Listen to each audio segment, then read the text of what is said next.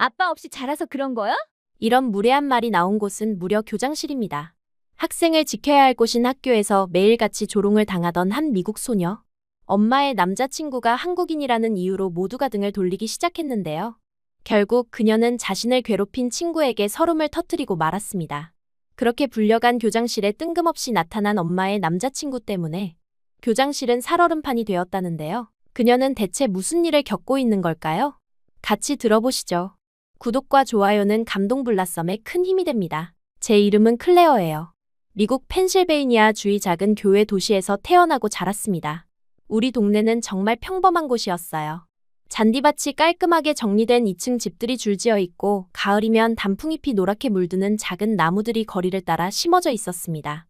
주말이면 아이들이 자전거를 타고 다니고 이웃들이 마당에서 바비큐를 하는 소리가 들려오는 그런 조용하고 평화로운 곳이었어요. 9살이 되던 해 겨울, 제 인생은 완전히 바뀌었습니다. 아빠가 퇴근길에 교통사고를 당하셨거든요. 12월에 어느 차가운 저녁이었는데 빙판길에서 트럭과 정면 충돌을 했다고 들었어요. 그날 밤 병원 복도에서 엄마가 무너져 울던 모습은 지금도 생생합니다. 저는 그때 무슨 일이 일어났는지 정확히 이해하지 못했어요. 어른들이 수군거리는 소리와 병원 특유의 소독약 냄새, 그리고 엄마의 눈물만 기억에 남아 있습니다. 그저 아빠가 더 이상 집에 오지 않는다는 것만 천천히 받아들일 수 있었어요.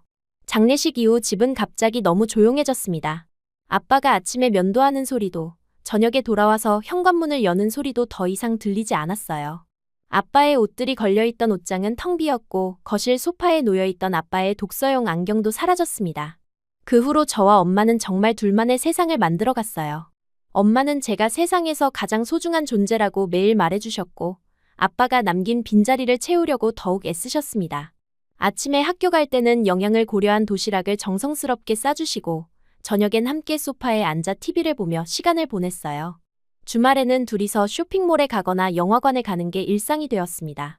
때로는 근처 공원에서 산책을 하기도 하고 작은 카페에서 핫초콜릿을 마시며 이런저런 이야기를 나누기도 했어요. 친구들이 아빠와 함께 낚시를 갔다거나 야구장에 갔다는 이야기를 할 때면 가슴 한구석이 서운했지만 엄마가 있어서 충분하다고 스스로를 다독였습니다. 엄마는 아빠 역할까지 해내려고 노력하셨어요. 제가 자전거 타는 법을 배울 때도 수학 숙제로 고민할 때도 항상 옆에 계셨습니다. 중학교를 거쳐 고등학교에 올라가면서도 우리의 일상은 크게 달라지지 않았어요. 엄마는 동네 회계사무소에서 일하시면서도 항상 저를 최우선으로 생각해 주셨습니다. 제가 늦게 들어오는 날이면 현관불을 켜두고 문 앞에서 기다리고 계셨고 시험 기간이면 밤늦게까지 제 옆에 앉아서 간식을 챙겨주곤 하셨어요. 저도 자연스럽게 엄마와 함께하는 시간을 가장 소중하게 여겼습니다. 다른 친구들처럼 부모님과 갈등을 겪는 일도 거의 없었고 엄마는 제 가장 좋은 친구이자 든든한 보호자였어요. 그런데 지난 봄, 3학년이 되면서 엄마의 행동이 조금씩 달라지기 시작했습니다.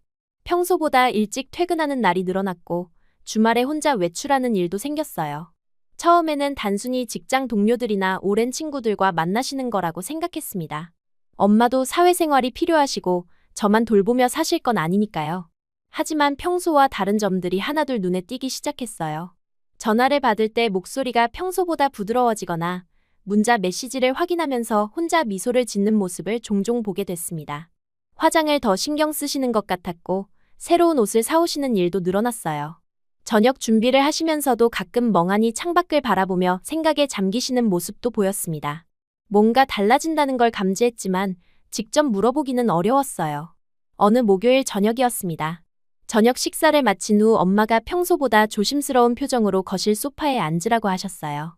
그때 엄마의 얼굴을 보는 순간 뭔가 중요한 이야기가 나올 거라는 걸 직감했습니다. 엄마는 한참 동안 말을 꺼내지 못하시더니 손가락을 만지작거리며 망설이시는 모습이 보였어요. 결국 천천히 입을 여시며 조심스럽게 말씀하셨습니다. 엄마가 진지하게 만나고 있는 분이 있다는 이야기였어요. 언젠가는 소개해주고 싶다고 하시면서 제 기분이 어떤지 궁금하다고 하셨습니다. 그 순간 머릿속이 하얘졌어요. 엄마의 입에서 그런 말이 나올 거라고는 전혀 예상하지 못했거든요. 우리 둘만의 세상이 완벽하다고 생각했는데 갑자기 제3자가 등장한다는 얘기였습니다. 저는 겉으로는 담담하게 알겠다고 대답했지만 속으로는 복잡한 감정들이 휘몰아치고 있었어요. 놀라움, 당황스러움, 그리고 묘한 배신감 같은 것들이 뒤섞여 있었습니다. 엄마가 혼자가 아니라는 게 좋은 일이라는 걸 이성적으로는 알고 있었지만 감정적으로는 받아들이기 어려웠어요. 며칠 후 엄마는 그 사람을 집에 데려오셨습니다. 현관문이 열리면서 엄마와 함께 들어온 남자를 처음 봤을 때의 기억은 지금도 선명해요. 키는 보통 정도였고 짧게 깎은 검은 머리에 조용한 인상이었습니다. 가장 눈에 띈 건 그의 영어였어요. 문법은 정확했지만 억양이 확실히 달랐고 단어를 고르는 속도가 약간 느렸습니다. 성준이라고 자신을 소개하는 그의 목소리는 정중했지만 어색했어요. 그 이름부터가 제 주변에서 들어본 적 없는 낯선 소리였습니다. 엄마는 우리 사이의 어색함을 덜어주려고 애쓰시며 이런저런 이야기를 꺼내셨지만 저는 일부러 짧게 대답하며 거리를 두었어요. 그날 저녁 식사 시간은 정말 길게 느껴졌습니다. 성준 아저씨는 억지로 대화를 이끌어가려 하지 않았어요. 오히려 조용히 식사에만 집중하면서 가끔 엄마와 눈을 마주치며 미소를 지을 뿐이었습니다. 그런 그의 모습이 오히려 더 당황스러웠어요. 보통의 어른들이라면 저에게 학교 이야기나 친구들 이야기를 물어보며 관심을 보였을 텐데 성준 아저씨는 그런 시도조차 하지 않았습니다. 식사 후에 성준 아저씨가 돌아가신 후 엄마는 제 반응을 살피셨어요. 저는 괜찮다고 말했지만 사실 마음속으론 온갖 생각이 들끓고 있었습니다. 왜 하필 동양인일까? 엄마는 정말 그 사람을 좋아하는 걸까? 우리 둘만의 시간은 이제 끝나는 건가 하는 복잡한 생각들이 머릿속을 맴돌았어요. 며칠 지나지 않아 학교에서 변화가 시작됐습니다. 처음에는 아무도 모를 거라고 생각했는데 우리 동네가 생각보다 좁더라고요. 누군가 엄마와 성준 아저씨가 함께 있는 모습을 본 모양이었어요. 점심시간에 친구 몇 명이 조심스럽게 물어보기 시작했고 저는 대충 둘러댔지만 소문이란 게 참 빨리 퍼지더라고요. 며칠 지나지 않아서 더 구체적인 질문들이 나오기 시작했습니다. 엄마의 새 남자친구가 아시아 사람이라는 소문이 퍼진 거예요. 중국 사람인지 일본 사람인지 묻는 아이들도 있었고 어떤 아이들은 그냥 호기심 어린 눈으로 저를 바라보기도 했습니다. 이런 질문들을 받을 때마다 속이 불편했어요. 성준 아저씨가 잘못한 건 아무것도 없는데 왜 제가 이런 질문에 답해야 하는지 이해할 수 없었습니다. 그리고 친구들의 시선에서 묘한 호기심 같은 걸 느꼈어요. 마치 제가 갑자기 특별한 존재가 된 것처럼 보는 시선이었습니다. 상황은 점점 더 나빠졌어요. 처음에는 단순한 호기심이었던 것들이 조금씩 조롱의 색깔을 띠기 시작했습니다. 어떤 아이들은 제 앞에서 일부러 젓가락질 흉내를 내거나 안녕하세요를 이상한 억양으로 따라하기도 했어요. 그럴 때마다 얼굴이 화끈거렸지만 어떻게 반응해야 할지 몰랐습니다. 김치를 먹어야겠다는 농담이나 한국어를 배울 거냐는 질문, 나중에 한복을 입고 다닐 거냐는 말들을 들을 때마다 성준 아저씨에 대한 미묘한 감정이 생겼어요. 그분이 나쁜 사람이라는 건 아니었습니다. 오히려 엄마를 대하는 모습을 보면 정말 신사적이고 배려심이 많은 분이라는 걸 알 수 있었어요. 하지만 그분 때문에 제가 학교에서 이상한 시선을 받게 된 것도 사실이었습니다. 집에서도 분위기가 달라졌어요. 성준 아저씨가 오시는 날이 늘어나면서 저와 엄마만의 시간은 자연스럽게 줄어들었습니다. 저녁을 함께 먹을 때도 대화의 중심이 저에서 성준 아저씨로 옮겨가는 걸 느꼈어요. 엄마는 그분의 이야기를 들으며 웃으시고 저는 그런 엄마를 바라보며 복잡한 마음을 삼켜야 했습니다. 어느 토요일 오후, 성준 아저씨가 집에 오셔서 엄마와 함께 요리를 하고 계셨어요. 부엌에서 들려오는 웃음소리를 들으며 제 방에 있는데 문득 이상한 기분이 들었습니다. 마치 제가 이 집의 손님이 된 것 같은 느낌이었어요. 아빠가 살아계셨다면 부엌에서 엄마와 함께 요리하는 건 아빠의 자리였을 텐데 말이에요. 성준 아저씨는 제게 관심을 보이려고 노력하시는 게 보였지만 저는 여전히 마음의 문을 열지 못했어요. 학교 생활에 대해 물어보시면 짧게 대답했고 평소보다 더 일찍 제 방으로 들어가곤 했습니다. 엄마는 그런 제 모습을 보며 걱정스러워 하셨지만 저는 어떻게 설명해야 할지 몰랐어요. 학교에서의 상황은 계속 악화됐습니다. 이제는 대놓고 놀리는 아이들도 생겼어요. 복도에서 마주치면 안녕하세요를 과장된 억양으로 말하거나 점심시간에 김치를 안 가져왔냐고 묻는 아이들이 있었습니다. 처음에는 참으려고 했지만 점점 견디기 어려워졌어요. 가장 힘들었던 건 친한 친구들마저 저와 거리를 두기 시작했다는 것이었습니다. 사라와 제시카는 제가 가장 가까이 지내던 친구들이었는데 어느 순간부터 그 아이들도 저를 대하는 태도가 달라졌어요. 직접적으로 뭔가 말하지는 않았지만 예전처럼 자연스럽게 어울리지 않게 됐습니다. 점심시간에도 다른 친구들과 앉게 되고 방과 후에도 함께 시간을 보내는 일이 줄어들었어요. 한 달쯤 지났을 때 저는 더 이상 참을 수 없어서 엄마에게 털어놓았습니다. 학교에서 아이들이 자꾸 이상하게 본다고, 성준 아저씨 때문에 놀림을 받는다고 말했어요. 엄마는 제 말을 듣고 깊은 한숨을 쉬셨습니다. 그리고 미안하다고 하시면서 제가 힘들어한다는 걸 모르셨다고 하셨어요. 하지만 동시에 성준 아저씨는 정말 소중한 사람이라는 말씀도 하셨습니다. 그날 밤 잠자리에 들면서 저는 복잡한 마음을 정리해보려 했어요. 성준 아저씨 자체에 대한 거부감보다는 제 일상이 변화하는 것에 대한 두려움이 더 컸던 것 같습니다. 그리고 학교에서 받는 시선들이 그 두려움을 더욱 키웠고요.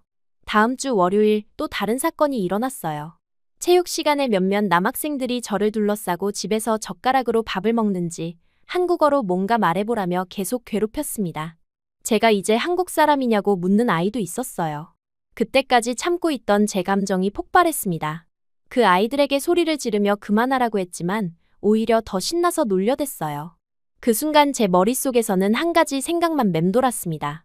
이 모든 게 성준 아저씨 때문이라는 생각이었어요. 물론 이성적으로 생각해보면 그분 잘못이 아니라는 걸 알고 있었습니다. 하지만 감정적으로는 그분이 우리 삶에 들어오면서 이런 일들이 시작됐다는 생각을 지울 수 없었어요. 그날 집에 돌아와서도 기분이 나아지지 않았습니다. 마침 성준 아저씨가 저녁을 함께 하러 오신 날이었는데 평소보다 더 어색하게 느껴졌어요. 식탁에 앉아서도 계속 학교에서 있었던 일들이 떠올랐고 성준 아저씨를 볼 때마다 복잡한 감정이 들었습니다. 식사 후에 성준 아저씨가 저에게 조심스럽게 학교 생활에 대해 물어보셨을 때 평범한 질문이었지만 그 순간 제 안에 쌓여있던 감정들이 터져 나올 것 같았어요. 하지만 차마 당신 때문에 힘들다고 말할 수는 없었습니다. 그저 괜찮다고 짧게 대답하고 제 방으로 들어갔어요. 그날 밤 침대에 누워서 천장을 바라보며 많은 생각을 했습니다. 성준 아저씨는 정말 나쁜 사람이 아니었어요. 오히려 엄마를 행복하게 해주시는 분이라는 걸 알 수 있었습니다. 하지만 동시에 제 평범했던 일상이 흔들리고 있다는 것도 분명한 사실이었어요. 학교에서의 괴롭힘은 점점 더 심해져만 갔고 저는 점점 더 성준 아저씨에 대한 복잡한 감정을 키워갔습니다. 그분을 미워하는 건 아니었지만 그분 때문에 제 일상이 망가지고 있다는 생각에서 벗어날 수 없었어요. 앞으로 어떻게 될지, 우리 가족은 어떤 모습이 될지 전혀 알 수 없었습니다. 다만 한 가지 확실한 건 더 이상 예전처럼 엄마와 둘만의 세상으로 돌아갈 수는 없다는 것이었어요. 그 현실을 받아들여야 하는지 아니면 계속 거부해야 하는지 17살의 저에게는 너무나 어려운 선택이었습니다. 그러던 어느 목요일, 상황은 완전히 폭발하고 말았어요. 점심시간에 혼자 앉아있는데 브라이언과 그의 친구들이 다가왔습니다. 평소보다 더 공격적인 분위기였어요. 브라이언은 제 앞에 앉으면서 대놓고 성준 아저씨에 대해 이야기하기 시작했습니다. 엄마의 남자친구가 중국 사람인지 일본 사람인지 묻더니 집에서 이상한 음식을 먹는지 궁금하다고 했어요. 마이클은 한술 더 떠서 저보고 이제 동양인 스텝데디가 생겼으니 동양인 매너를 배워야 한다고 말했습니다. 그러면서 계속해서 고개를 숙이고 절하는 신용을 반복했어요. 그때까지 참고 있던 제 인내심이 한계에 도달했습니다. 브라이언이 성준 아저씨를 흉내내면서 어색한 영어 억양으로 말하기 시작했을 때 저는 더 이상 참을 수 없었어요. 갑자기 일어나서 브라이언에게 그만하라고 소리쳤습니다. 하지만 브라이언은 오히려 더 신이 났어요. 제가 화를 내는 모습을 보고 더욱 흥미진진해한다는 게 눈에 보였습니다. 계속해서 성준 아저씨를 모방하며 이상한 행동을 했고 주변 아이들은 박수까지 쳤어요.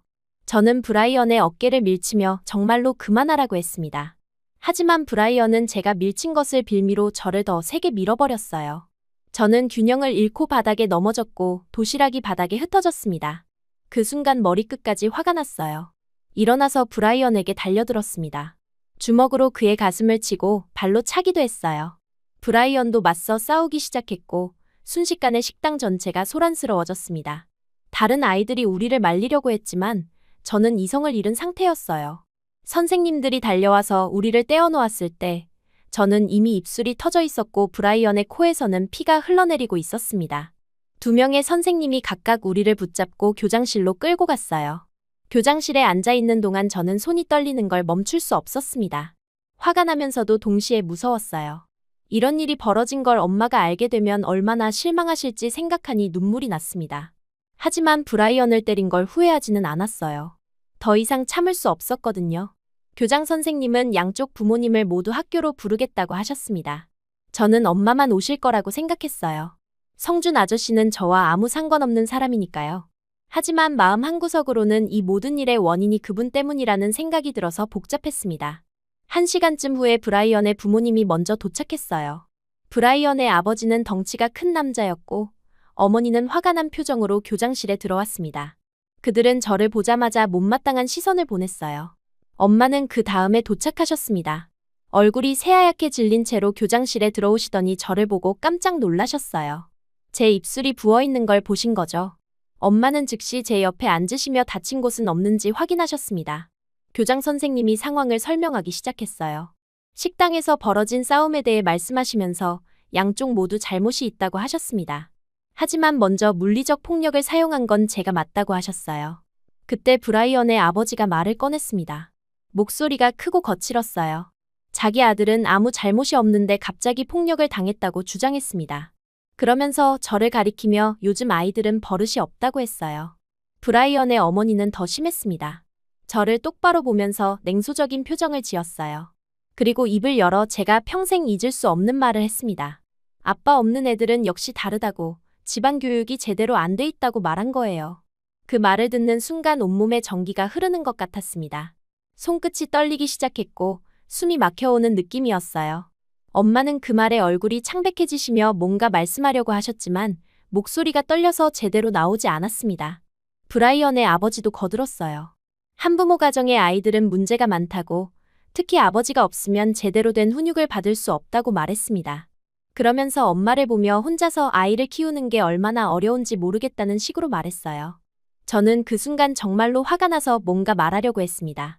하지만 목이 메어서 소리가 나오지 않았어요. 눈물이 쏟아질 것 같았고 동시에 그들을 향해 소리를 지르고 싶었습니다. 하지만 아무것도 할 수 없었어요. 바로 그때 교장실 문이 열렸습니다. 정장을 깔끔하게 차려입은 성준 아저씨가 조용히 들어오셨어요. 평소보다 표정이 단단해 보였고 눈빛에는 평소에 보지 못했던 날카로움이 있었습니다. 성준 아저씨는 교장실을 한번 둘러보시더니 저와 엄마를 확인하셨어요. 그리고 브라이언의 부모님을 보시며 차분하지만 단호한 목소리로 말씀하셨습니다. 듣고 있자 하니 제 딸에게 인격모독을 하고 계시는 건지 아니면 가족 전체를 모욕하고 계시는 건지 궁금하다고 하셨어요. 브라이언의 어머니는 성준 아저씨를 보더니 비웃는 표정을 지었습니다. 그리고 당신이 뭔데 나서느냐고 그 애 아빠도 아니잖냐고 말했어요. 아시아 사람이 미국 교육에 대해 뭘 알겠느냐는 식으로 덧붙이기도 했습니다. 그 순간 성준 아저씨의 표정이 더욱 차가워졌어요. 조용히 정장 주머니에서 명함 하나를 꺼내서 교장 책상 위에 놓으셨습니다. 명함에는 국제변호사 박성준이라고 적혀 있었어요. 교장실의 분위기가 순식간에 바뀌었습니다. 교장 선생님은 명함을 보시더니 놀란 표정을 지으셨고 브라이언의 부모님도 갑자기 조용해졌어요. 성준 아저씨는 여전히 차분한 목소리로 말씀하셨습니다.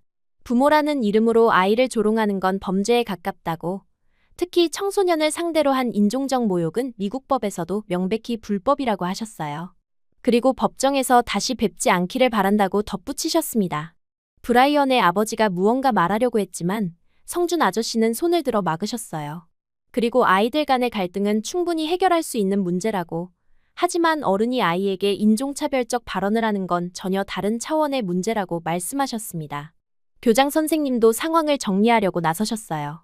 브라이언의 부모님에게 부적절한 발언이 있었다고 인정하시면서 앞으로 이런 일이 반복되지 않도록 하겠다고 하셨습니다. 그리고 브라이언에게는 일주일간 정학 처분을 내리겠다고 발표하셨어요. 브라이언의 부모님은 얼굴이 새하얘진 채로 아무 말도 하지 못했습니다. 성준 아저씨의 위압적인 분위기와 법적 위협에 완전히 기가 죽어버린 것 같았어요. 결국 그들은 브라이언을 데리고 교장실에 나갔습니다. 교장 선생님은 저에게도 사과하셨어요. 학교에서 이런 일이 벌어진 것에 대해 죄송하다고, 앞으로는 더욱 세심하게 관리하겠다고 약속하셨습니다. 그리고 제 처벌은 경고 수준에서 마무리하겠다고 하셨어요. 성준 아저씨는 교장 선생님과 몇 가지 추가적인 이야기를 나누셨습니다. 학교의 괴롭힘 방지 정책에 대해 문의하시고 앞으로 비슷한 일이 재발하지 않도록 어떤 조치를 취할 계획인지 물어보셨어요. 교장 선생님은 적극적으로 대응하겠다고 약속하셨습니다.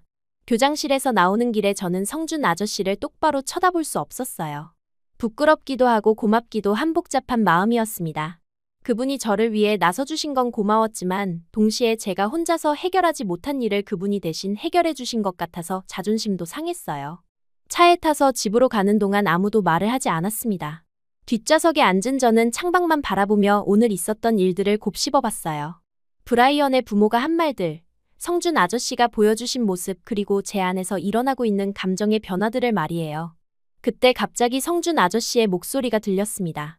괜찮다고, 이제 다 끝났다고 말씀하시는 거였어요. 그 목소리가 어쩐지 아빠의 목소리처럼 따뜻하게 들렸습니다. 그 순간 참고 있던 눈물이 터져 나왔어요. 아빠가 살아계셨다면 이런 기분이었을까 하는 생각이 들었습니다. 누군가 저를 지켜주고 저를 위해 싸워주는 느낌 말이에요. 성준 아저씨는 저희 친아빠는 아니지만 오늘 정말로 아빠 같은 모습을 보여주셨어요. 집에 도착해서도 여전히 마음이 복잡했습니다. 성준 아저씨에 대한 생각이 조금씩 바뀌고 있다는 걸 느꼈어요. 그분을 미워할 수는 없다는 걸, 그리고 어쩌면 그분이 우리 가족에게 필요한 존재일지도 모른다는 걸 깨닫기 시작했습니다. 하지만 아직은 확신할 수 없었어요. 그저 오늘 처음으로 그분에게 고마움을 느꼈다는 것만은 분명했습니다. 교장실에서의 사건 이후 성준 아저씨에 대한 제 마음에는 미묘한 변화가 생겼어요. 그분이 저를 위해 나서주신 모습을 보면서 처음으로 고마움이라는 감정을 느꼈습니다. 하지만 동시에 그 고마움을 어떻게 표현해야 할지 몰라서 더욱 어색해졌어요. 학교에서는 상황이 완전히 달라졌습니다. 브라이언이 일주일간 정학을 받고 돌아온 후에도 더 이상 저를 괴롭히지 않았어요. 오히려 저를 피하려고 하는 것 같았습니다. 다른 아이들도 마찬가지였어요. 성준 아저씨가 변호사라는 소문이 퍼지면서 아무도 저에게 함부로 대하지 않게 됐습니다. 하지만 이런 변화가 마냥 기쁘지만은 않았어요. 아이들이 저를 존중해서가 아니라 두려워해서 조심하는 것 같았거든요. 복도에서 마주쳐도 어색하게 눈을 피하거나 점심시간에도 제 근처에 오지 않으려고 했습니다. 괴롭힘은 없어졌지만 대신 완전한 고립감을 느꼈어요. 집에서의 분위기도 미묘하게 달라졌습니다. 성준 아저씨는 여전히 같은 빈도로 우리 집에 오셨지만 저를 대하는 방식이 조금 바뀐 것 같았어요. 전보다 더 조심스러워 하시는 것 같았고 제가 불편해할까봐 더욱 거리를 두시는 느낌이었습니다. 어느 토요일 저녁, 성준 아저씨가 저녁 식사를 함께하러 오셨어요.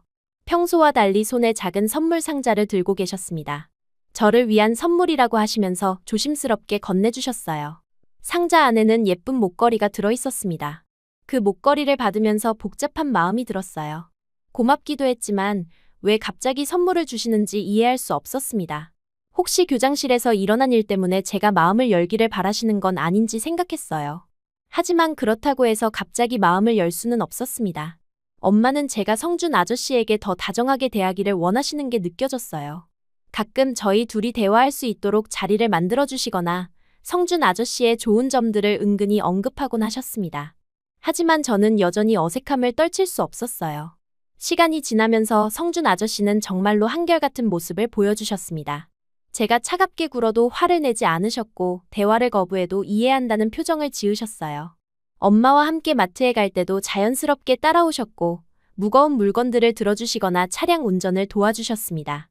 어느 일요일 오후, 엄마가 감기에 걸려서 누워 계실 때 성준 아저씨가 홀로 집에 오셨어요.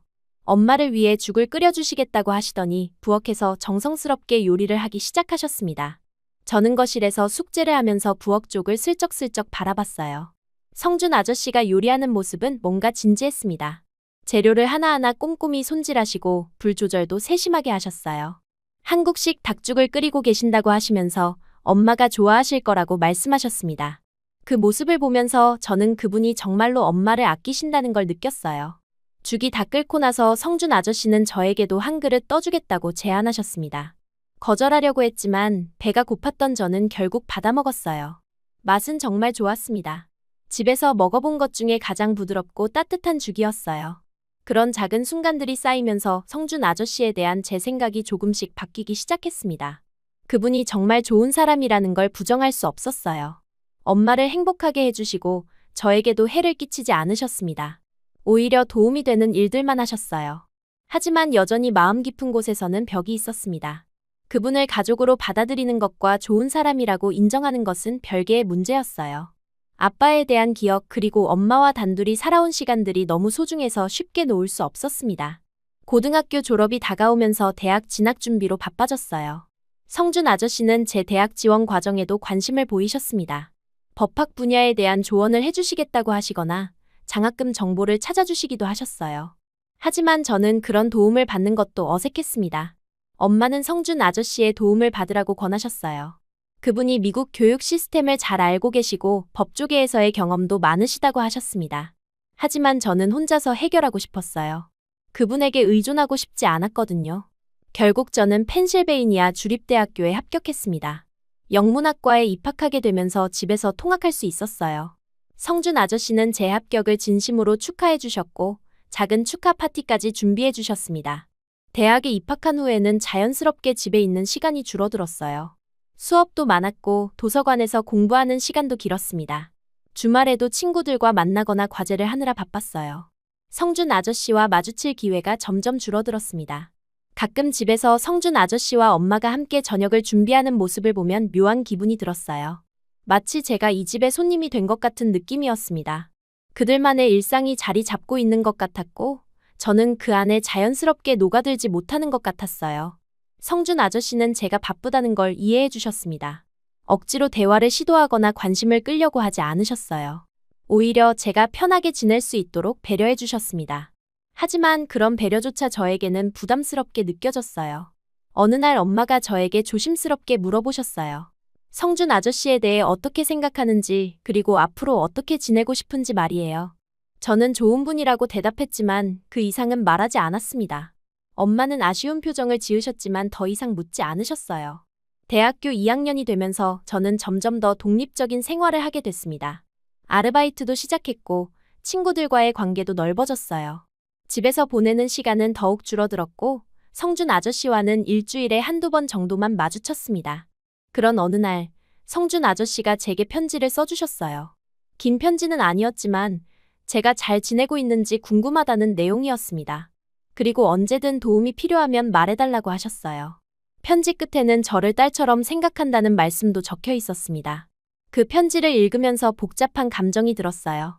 감동하면서도 동시에 부담스러웠습니다. 성준 아저씨가 저를 딸로 생각한다고 하셨지만 저는 그분을 아빠로 생각할 준비가 되어 있지 않았어요. 여전히 제 마음속에는 돌아가신 친아빠만이 있었습니다. 시간이 더 흘러서 대학교 3학년이 되었을 때 엄마와 성준 아저씨의 관계는 더욱 깊어진 것 같았어요. 함께 여행을 다녀오시기도 하고 미래에 대한 계획도 세우시는 것 같았습니다. 하지만 그런 계획에서 저는 점점 멀어지고 있는 느낌이었어요. 어느 추수감사절, 성준 아저씨의 친구 가족들과 함께 식사를 하게 됐어요. 그분의 친구들은 모두 저를 성준 아저씨의 딸이라고 소개했고 저는 어색하게 웃으며 인사했습니다. 하지만 마음속으로는 여전히 거부감이 있었어요. 그날 밤 혼자 제 방에서 생각해봤습니다. 성준 아저씨는 정말로 좋은 분이었어요. 엄마를 행복하게 해주시고 저에게도 해를 끼치지 않으셨습니다. 교장실에서 저를 보호해주신 일도 있었고 항상 배려심 깊게 대해주셨어요. 하지만 여전히 마음 한구석에는 벽이 있었습니다. 그분을 아빠라고 부르거나 진정한 가족으로 받아들이는 것은 어려웠어요. 어릴 적 아빠에 대한 기억이 너무 강했고 그 자리를 다른 누군가가 대신할 수 있다는 생각 자체가 아빠에 대한 배신 같은 느낌이었습니다. 또한 피가 섞이지 않았다는 사실도 계속 마음에 걸렸어요. 이성적으로는 혈연 관계가 전부가 아니라는 걸 알고 있었지만 감정적으로는 그 차이가 크게 느껴졌습니다. 성준 아저씨가 아무리 좋은 분이어도 제 친아빠는 아니라는 사실은 변하지 않았어요. 엄마는 제가 성준 아저씨와 더 가까워지기를 바라셨지만 저는 그럴 수 없었습니다. 좋은 사람이라고 인정하는 것과 가족으로 받아들이는 것은 다른 문제였어요. 저는 여전히 그 경계선을 넘을 수 없었습니다. 대학교 4학년이 되면서 졸업 후 진로에 대해 고민하게 됐어요. 성준 아저씨는 제가 법학대학원에 진학하는 것을 지원해 주시겠다고 하셨지만 저는 다른 길을 선택했습니다. 출판사에서 인턴으로 일하면서 경험을 쌓고 싶었어요. 그 결정을 알렸을 때 성준 아저씨는 실망하시는 것 같았지만 제 선택을 존중한다고 하셨습니다. 엄마도 제 결정을 지지해 주셨어요. 하지만 저는 왜인지 성준 아저씨에게 죄송한 마음이 들었습니다. 졸업식 날, 성준 아저씨와 엄마가 함께 오셨어요. 다른 가족들과 함께 사진을 찍을 때 성준 아저씨는 조금 떨어진 곳에 서 계셨습니다. 마치 자신이 끼어들며 난될 것 같다는 표정이었어요. 그 모습을 보면서 마음이 아팠습니다. 졸업 후에는 독립해서 살기로 결정했어요. 출판사 근처에 작은 원룸을 구했고 혼자 생활을 시작했습니다. 엄마는 아쉬워하셨지만 제 결정을 이해해 주셨어요. 성준 아저씨도 제가 독립하는 것을 축하해 주시면서 언제든 도움이 필요하면 연락하라고 하셨습니다. 독립 후에는 집에 가는 횟수가 더욱 줄어들었어요. 한 달에 한두 번 정도 엄마를 만나러 갔는데 그때마다 성준 아저씨도 함께 계셨습니다. 하지만 예전보다 대화는 줄어들었고 서로 어색해하는 기색이 역력했어요. 전화통화도 주로 엄마와만 했습니다. 성준 아저씨가 안부를 묻는다고 하시면 엄마가 전해주셨지만 직접 통화하는 일은 거의 없었어요. 가끔 성준 아저씨가 전화를 받으시면 간단히 인사만 나누고 엄마를 바꿔달라고 했습니다. 그런 식으로 몇 년이 흘렀습니다. 저는 어른이 되어갔지만 성준 아저씨와의 관계에서만큼은 여전히 어른이 되지 못한 것 같았어요. 그분을 받아들이지도 완전히 거부하지도 못하는 애매한 상태가 계속되었습니다. 성준 아저씨는 여전히 한결같으셨어요. 제가 거리를 두어도 화내지 않으시고 항상 이해한다는 표정을 지으셨습니다. 하지만 그분도 상처받고 계신다는 걸 저는 알고 있었어요. 가끔 엄마와 대화할 때 보이는 아쉬운 표정 그리고 저에 대한 걱정을 표현하시는 모습에서 그걸 느낄 수 있었습니다. 저는 성준 아저씨를 미워하지 않았어요. 오히려 좋은 분이라고 생각했습니다. 하지만 동시에 그분을 진정한 가족으로 받아들이는 것은 여전히 어려웠어요. 어릴 적 친아빠에 대한 기억과 애착이 너무 강해서 그 자리를 다른 누군가가 차지한다는 생각 자체를 받아들일 수 없었습니다. 피가 섞이지 않았다는 사실도 여전히 마음에 걸렸어요. 이건 이성적인 문제가 아니라 감정적인 문제였습니다. 아무리 성준 아저씨가 좋은 분이어도 제 친아빠는 아니라는 사실이 감정의 자물쇠를 채우는 역할을 했어요. 그렇게 어른이 되어가는 시점에서도 저는 아직 진정한 어른이 되지 못했습니다. 성준 아저씨와의 관계에서만큼은 여전히 미성숙한 아이였어요. 그분의 사랑과 배려를 인정하면서도 동시에 마음의 문을 완전히 열지는 못하는 그런 상태가 계속되었습니다. 독립해서 살기 시작한 지 1년이 지났을 때까지도 성준 아저씨와의 관계는 여전히 어색했습니다. 주말에 집에 갈 때마다 그분을 만났지만 서로 깊은 대화를 나누는 일은 없었어요. 간단한 안부 인사 정도만 주고받을 뿐이었습니다. 성준 아저씨는 제 생일마다 정성스럽게 써주신 편지와 선물을 보내주셨어요. 편지에는 제가 건강하게 잘 지내고 있는지 걱정된다는 내용과 함께 언제든 도움이 필요하면 연락하라는 말씀이 적혀 있었습니다. 하지만 저는 그 편지들을 읽기만 했을 뿐 답장을 보낸 적은 한 번도 없었어요. 사실 답장을 쓰고 싶은 마음이 없었던 건 아니었습니다. 가끔은 고맙다는 말이라도 전하고 싶었어요. 하지만 막상 편지를 쓰려고 하면 무슨 말을 써야 할지 모르겠고 어떤 톤으로 써야 할지도 애매했습니다. 너무 친근하게 쓰면 그분이 오해하실 수도 있고 너무 차갑게 쓰면 상처를 드릴 것 같았어요. 문자 메시지도 마찬가지였습니다. 가끔 엄마를 통해 성준 아저씨가 제 안부를 궁금해하신다는 이야기를 들으면 직접 연락을 드려야 하나 고민했어요. 하지만 역시 무슨 말을 해야 할지 몰라서 결국 연락하지 않았습니다. 고마워요라는 간단한 말조차 보내기 어려웠어요. 출판사에서의 일은 생각보다 힘들었습니다.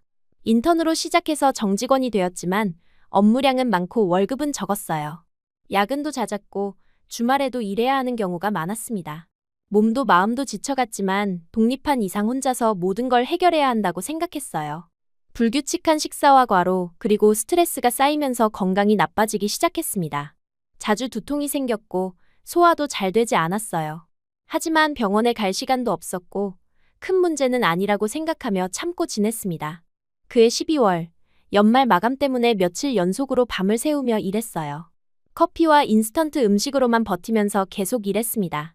몸이 아프다는 신호를 보내는 것 같았지만 마감을 맞춰야 한다는 압박감에 무시하고 지냈어요. 어느 화요일 밤 집에 돌아와서 샤워를 하려는데 갑자기 심한 복통이 시작됐습니다. 처음에는 체했나 싶어서 소화제를 먹고 누웠어요. 하지만 시간이 지날수록 통증이 더욱 심해졌고 열도 나기 시작했습니다. 새벽 2시쯤 되자 더 이상 참을 수 없을 정도가 됐어요. 온몸이 떨리고 식은땀이 흘렀습니다. 화장실에 가려고 일어나려다가 어지러워서 주저앉을 정도였어요. 이건 단순한 소화불량이 아니라는 걸 알 수 있었습니다. 119에 전화해서 응급실로 실려갔어요. 구급차 안에서도 계속 아팠고 의식이 흐릿해졌습니다. 응급실에 도착해서 간호사가 여러 가지 검사를 했는데 급성 맹장염 의심이라는 진단이 나왔어요. 의사 선생님은 즉시 수술을 해야 할 수도 있다고 하시면서 보호자 연락처를 물어보셨습니다. 그때서야 제가 혼자라는 현실이 와 닿았어요. 갑작스러운 응급 상황에서 연락할 사람이 엄마밖에 없다는 게 서글펐습니다. 엄마에게 전화를 걸어봤지만 계속 꺼져 있었어요. 그때 생각해보니 엄마가 회사 워크숍으로 출장을 가셨다고 하신 게 기억났습니다. 며칠 전에 연락이 어려울 수도 있다고 말씀하셨는데 하필 이런 상황에서 연락이 안 되는 거였어요. 간호사는 다른 가족이나 친구라도 연락해보라고 하셨습니다. 하지만 친구들에게 새벽에 갑자기 병원에 와달라고 할 수는 없었어요. 그렇다고 해서 응급수술을 혼자 받을 수도 없는 상황이었습니다. 손이 떨리면서 휴대폰을 들여다봤는데 연락처에서 성준 아저씨의 번호가 눈에 들어왔어요. 엄마와 연결된 유일한 사람이었습니다. 하지만 이렇게 갑자기 연락드리기가 민망했어요. 그동안 거의 연락하지 않았던 제가 응급 상황에서만 연락드리는 게 너무 이기적인 것 같았습니다. 몇 번이나 망설이다가 결국 간단한 문자를 보냈어요. 저 병원이라고 혹시 엄마와 연락이 되는지 물어보는 내용이었습니다. 문자를 보내고 나서도 계속 복통 때문에 제대로 생각할 수가 없었어요. 10분, 20분이 지나도 답장이 오지 않았습니다. 이 시간에 주무시고 계실 수도 있고 아니면 제 연락을 받고 싶지 않으실 수도 있다고 생각했어요. 그동안 제가 그분을 대했던 방식을 생각하면 당연한 일인지도 모른다는 생각이 들었습니다. 의사 선생님이 다시 오셨는데 상태가 악화되고 있어서 더 이상 기다릴 수 없다고 하셨어요. 보호자가 없어도 응급수술을 진행해야 한다고 말씀하셨습니다. 저는 두렵고 외로웠지만 어쩔 수 없이 동의서에 사인했어요. 수술실로 들어가기 직전 병실 문이 벌컥 열리면서 누군가 뛰어들어왔습니다. 슬리퍼를 신고 있었는데 짝이 달랐고 재킷 위에 급하게 외투를 걸친 모습이었어요. 성준 아저씨였습니다. 그분의 얼굴은 새하얗게 질려 있었고 눈은 충혈되어 있었어요. 숨을 거칠게 몰아쉬는 걸 보니 정말 급하게 오신 것 같았습니다. 손에는 물수건과 작은 가방을 들고 계셨는데 평소의 차분한 모습과는 전혀 달랐어요. 성준 아저씨는 저를 보자마자 달려와서 제 상태를 확인하셨습니다. 어디가 아픈지, 의사 선생님이 뭐라고 하셨는지 다급하게 물어보셨어요. 그리고 간호사에게 가서 제 상황에 대해 자세히 설명을 들으셨습니다. 수술 동의서를 보시더니 제 대신 보호자란에 서명해 주셨어요. 그리고 저에게 걱정하지 말라고 모든 게 잘 될 거라고 말씀해 주셨습니다. 그 순간 그동안 혼자 버텨왔던 긴장이 풀리면서 눈물이 나왔어요. 마취가 들어가면서 의식이 흐려질 때 성준 아저씨가 제 손을 잡고 계시는 걸 느꼈습니다. 그리고 무의식 중에 아빠라는 말이 나왔어요.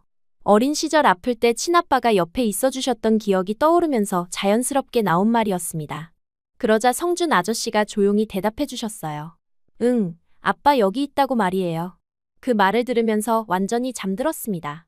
수술은 성공적으로 끝났고 3일간 입원해야 한다고 했어요. 마취에서 깨어났을 때 제일 먼저 본 건 병실 의자에서 졸고 계시는 성준 아저씨였습니다. 목이 뻐근할 텐데도 제 옆에서 밤을 새우신 것 같았어요. 제가 깨어난 걸 보시고는 얼굴이 환해지시면서 괜찮은지 물어보셨습니다. 그리고 간호사를 불러서 제 상태를 확인해달라고 하셨어요.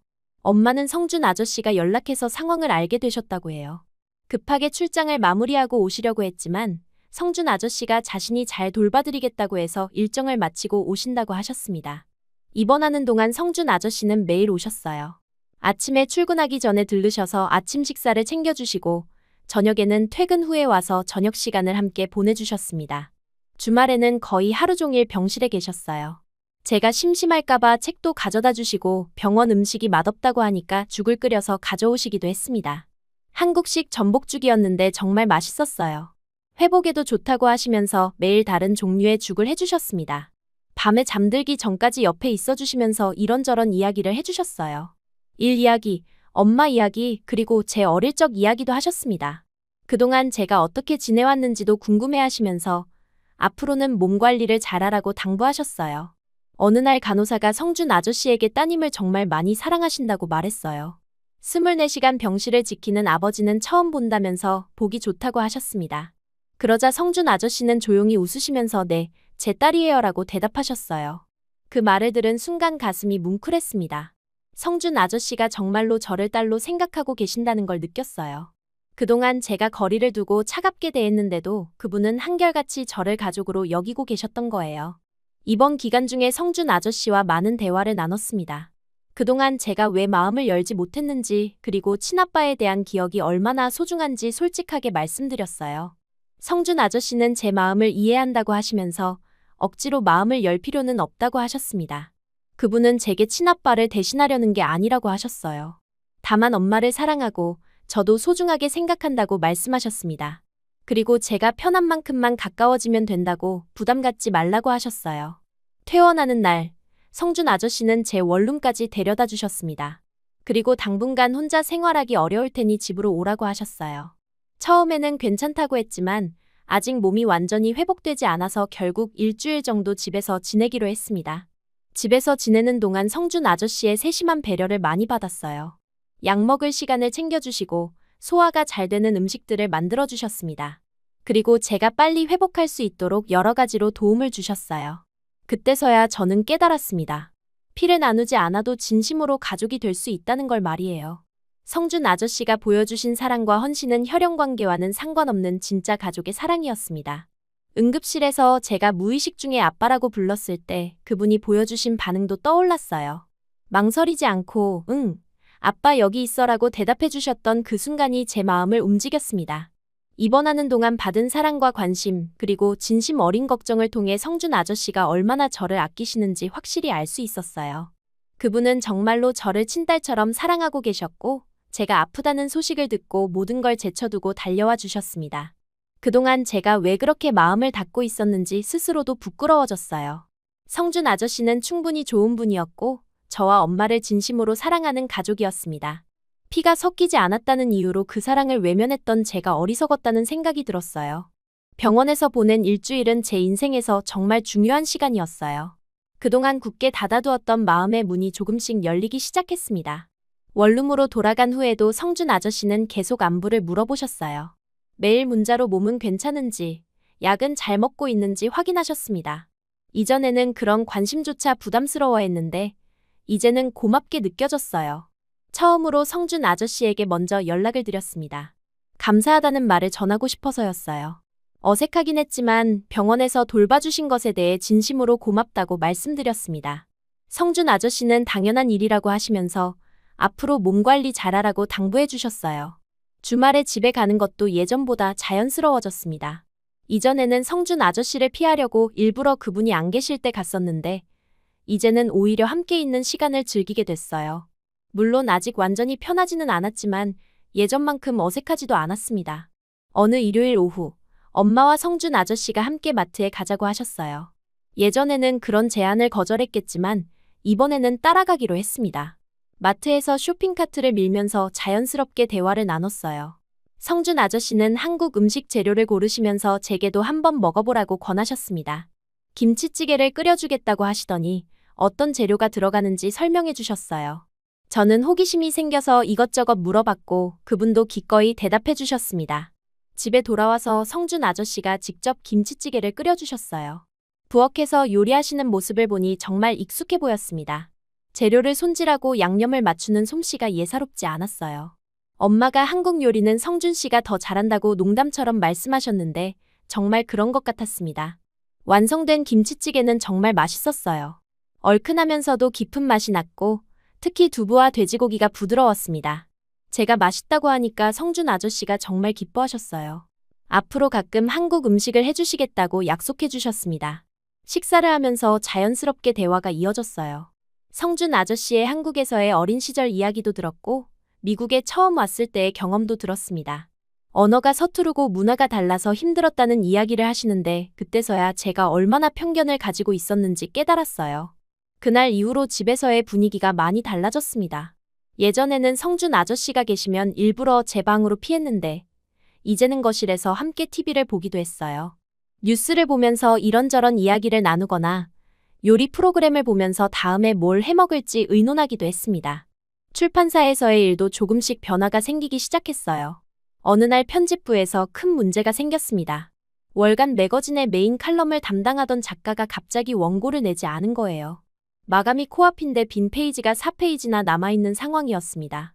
편집장님은 다른 작가를 찾아보려고 하셨지만 이미 시간이 너무 촉박했어요. 그때 제가 용기를 내서 말씀드렸습니다.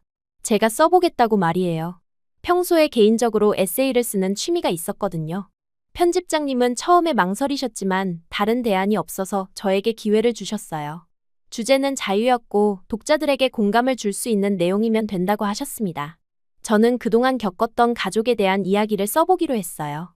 밤새워 글을 썼습니다.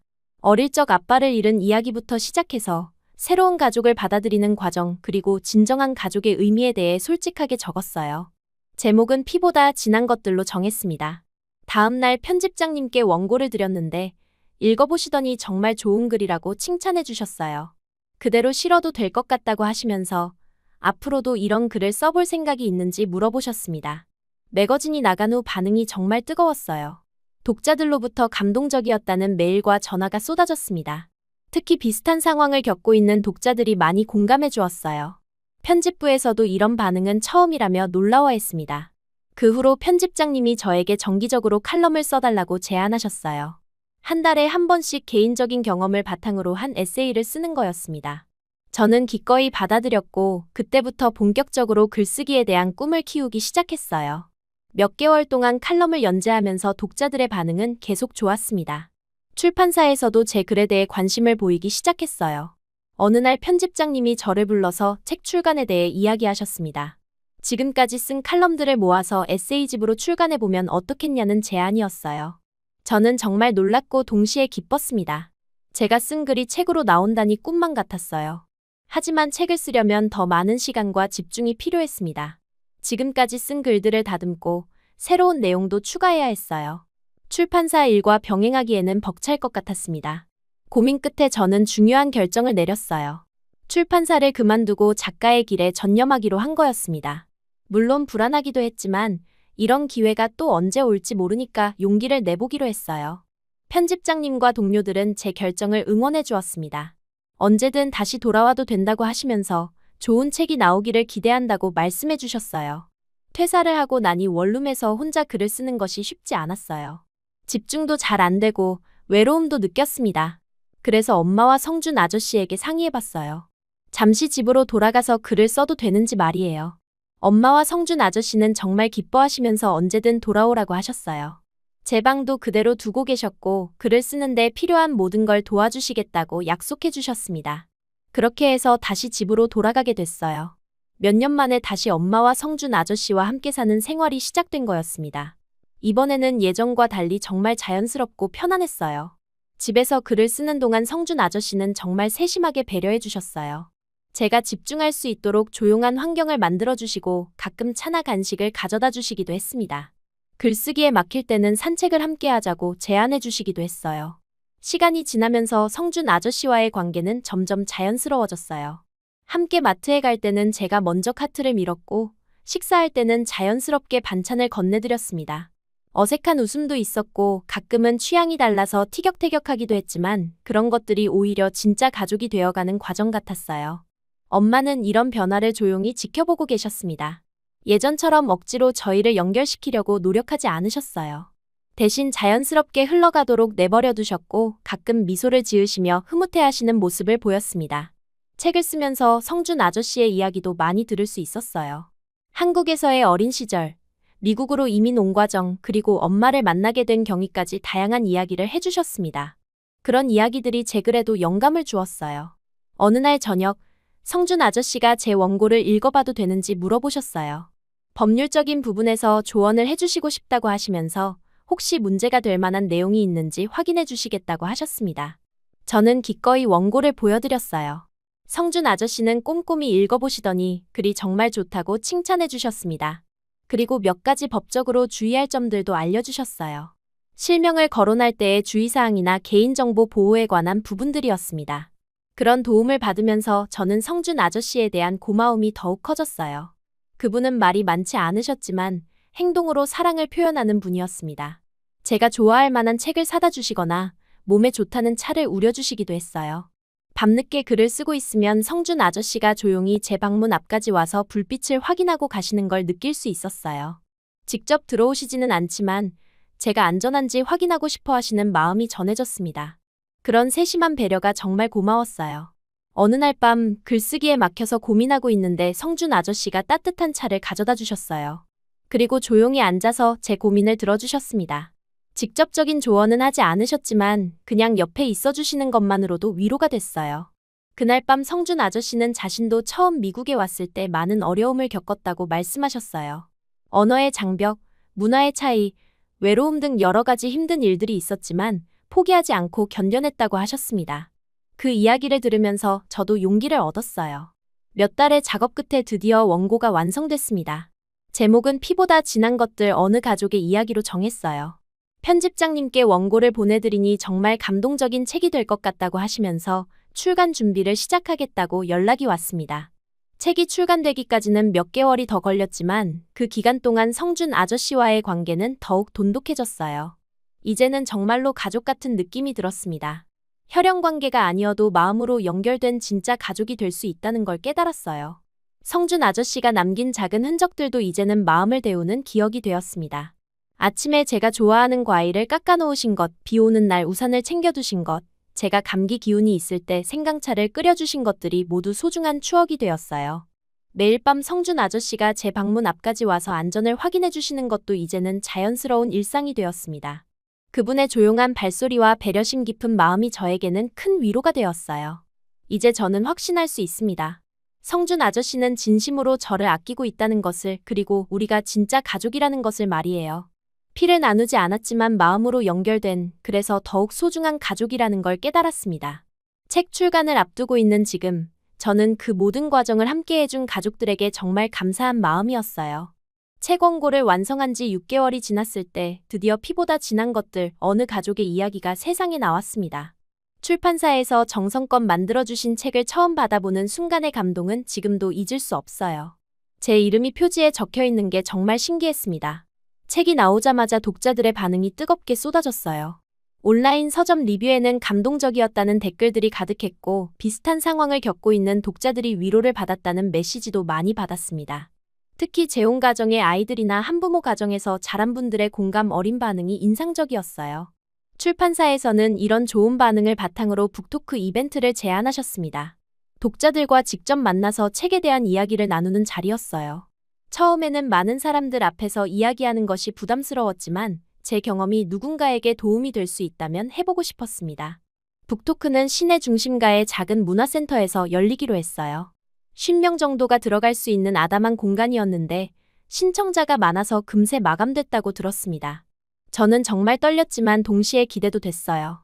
북토크 준비를 하면서 성준 아저씨와 엄마는 정말 많은 도움을 주셨습니다. 성준 아저씨는 발표할 때 주의사항들을 알려주시고 엄마는 옷차림부터 헤어스타일까지 신경 써주셨어요. 두 분 모두 제가 잘 해낼 거라고 격려해 주셨습니다. 북토크 당일 저는 일찍 일어나서 준비를 했어요. 성준 아저씨가 선물해 주신 목걸이도 착용했습니다. 이제는 제게 행운의 부적 같은 존재가 되어 있었거든요. 거울을 보며 심호흡을 하고 마음을 다잡았습니다. 문화센터에 도착했을 때 이미 몇몇 독자들이 와서 기다리고 계셨어요. 연령대도 다양했고 남녀노소 할 것 없이 정말 많은 분들이 오셨습니다. 제 책을 손에 들고 계신 모습을 보니 감격스러웠어요. 행사가 시작되기 전에 객석을 둘러봤는데 뒤쪽에 조용히 앉아 계신 성준 아저씨와 엄마의 모습이 보였습니다. 성준 아저씨는 평소처럼 단정한 셔츠를 입고 계셨고 큰 꽃다발이나 현수막 같은 건 없었어요. 대신 따뜻한 미소로 저를 바라보고 계셨습니다. 그 모습을 보는 순간 마음이 편해졌어요. 항상 그렇게 조용하지만 든든하게 지켜봐 주시는 성준 아저씨의 존재가 저에게는 큰 힘이 되었습니다. 엄마도 긴장한 표정이지만 자랑스러운 눈빛으로 저를 응원해주고 계셨어요. 북토크가 시작되고 사회자분이 저를 소개해 주셨습니다. 객석에서 따뜻한 박수가 쏟아지자 긴장이 조금 풀렸어요. 준비해온 인사말로 시작해서 책을 쓰게 된 계기, 그리고 책에 담긴 이야기들을 차근차근 설명했습니다. 독자들의 질문도 정말 다양했어요. 어떻게 그런 솔직한 글을 쓸 수 있었는지, 실제 가족들의 반응은 어땠는지, 앞으로 또 다른 책을 쓸 계획이 있는지 등등 많은 질문이 쏟아졌습니다. 저는 최대한 솔직하고 진심 어린 답변을 하려고 노력했어요. 그런데 한 중년 여성분이 정말 인상 깊은 질문을 하셨습니다. 책에서 새아버지에 대한 마음의 변화가 잘 그려져 있는데 지금은 정말 가족이라고 생각하는지, 그리고 그분을 어떻게 부르고 있는지 궁금하다고 하시는 거였어요.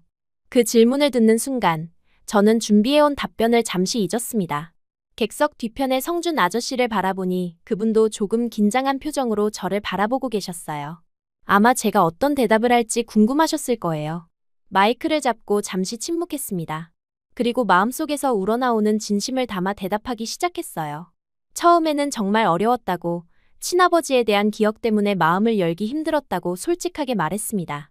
하지만 시간이 지나면서 그분이 보여주신 진심 어린 사랑과 배려를 통해 생각이 바뀌었다고 했어요. 특히 제가 아팠을 때 병원에서 보여주신 모습이 큰 전환점이었다고 설명했습니다. 그리고 마지막으로 이제는 그분을 진심으로 아빠라고 부르고 있다고 말했어요. 객석 뒤편에 성준 아저씨를 바라보며 또렷하게 말했습니다. 혈연 관계는 아니지만 마음으로 연결된 진짜 가족이라고요. 그 순간 객석에서는 잠시 정적이 흘렀습니다. 그리고 누군가 박수를 치기 시작하더니 점점 더 많은 사람들이 박수를 쳐주었어요. 뒤편에서는 성준 아저씨가 고개를 숙이고 계시는 모습이 보였고 어깨가 살짝 떨리는 것 같았습니다. 그 다음 질문들도 계속 이어졌지만 저는 계속 성준 아저씨 쪽을 의식하게 됐어요. 그분이 얼마나 감동받으셨을지 그리고 얼마나 기뻐하셨을지 생각하니 제 마음도 벅차올랐습니다. 북토크가 끝나고 사인회 시간이 있었는데 정말 많은 분들이 줄을 서주셨어요. 한 분 한 분께 감사 인사를 드리고 사인을 해드리면서 독자들과의 소통이 얼마나 소중한지 깨달았습니다. 특히 한 고등학생이 인상 깊었어요. 자신도 재혼 가정에서 자라고 있는데 아직 새아버지를 받아들이기 어렵다고 하시더라고요. 저는 그 학생에게 시간이 필요하다고 억지로 마음을 열 필요는 없다고 조언해드렸습니다. 모든 일정이 끝나고 나서 저는 성준 아저씨와 엄마에게로 갔습니다. 성준 아저씨는 아직도 감정을 추스르지 못하고 계셨고 제가 다가가자 일어나서 저를 맞아주셨어요. 저는 조용히 성준 아저씨를 껴안고 귓가에 속삭였습니다. 아빠, 사랑해요라고 말이에요. 공개적으로 아빠라고 인정해드린 것에 대해 늦었지만 감사하다고도 덧붙였습니다. 성준 아저씨는 저를 꼭 안아주시면서 고맙다고 정말 자랑스럽다고 반복해서 말씀하셨어요. 엄마도 함께 안아주시면서 이렇게 완전한 가족이 된 것 같아서 행복하다고 말씀하셨습니다. 그날 우리 사이에는 더 이상 말이 필요 없었어요. 모든 것이 완벽하게 이해되고 받아들여진 순간이었습니다. 수많은 독자들 앞에서 공개적으로 성준 아저씨를 아빠라고 인정한 것은 저에게도 큰 의미였어요. 북토크 후에는 온 가족이 함께 식사를 했습니다. 성준 아저씨가 예약해두신 한국 레스토랑이었는데 제가 좋아하는 음식들로 가득했어요. 그곳에서 저희는 북토크 성공을 축하하면서 앞으로의 계획에 대해서도 이야기했습니다. 성준 아저씨는 제가 공개적으로 한 말에 대해 다시 한번 감사 인사를 표하셨어요. 그동안 기다려주신 보람이 있다고 정말 뿌듯하다고 말씀하셨습니다. 저도 그동안 용기가 부족해서 미안했다고 이제야 진짜 가족이 완성된 것 같다고 대답했어요. 며칠 후 북토크 영상이 온라인에 올라가면서 더 많은 사람들이 저희 가족의 이야기를 알게 됐어요. 댓글들을 보니 정말 많은 분들이 감동받으셨고 비슷한 경험을 가진 분들이 용기를 얻었다고 하시더라고요. 출판사에서는 이런 반응을 보고 전국 순회 북토크를 제안하기도 했어요. 더 많은 독자들과 만날 수 있는 기회였지만 저는 일단 다음 작품에 집중하고 싶다고 정중히 거절했습니다. 그날 이후로 저희 가족의 일상은 더욱 따뜻해졌습니다. 성준 아저씨를 아빠라고 부르는 것도 완전히 자연스러워졌고 가족으로서의 유대감도 더욱 깊어졌어요. 이제는 정말 혈연 관계인 가족과 다를 바 없는 관계가 되었습니다. 어느 날 저녁, 성준 아저씨가 평소처럼 제 방문 앞까지 와서 안전을 확인하고 가시는 소리가 들렸어요. 이제는 그런 배려가 너무나 당연하게 느껴졌지만 여전히 감사한 마음이었습니다.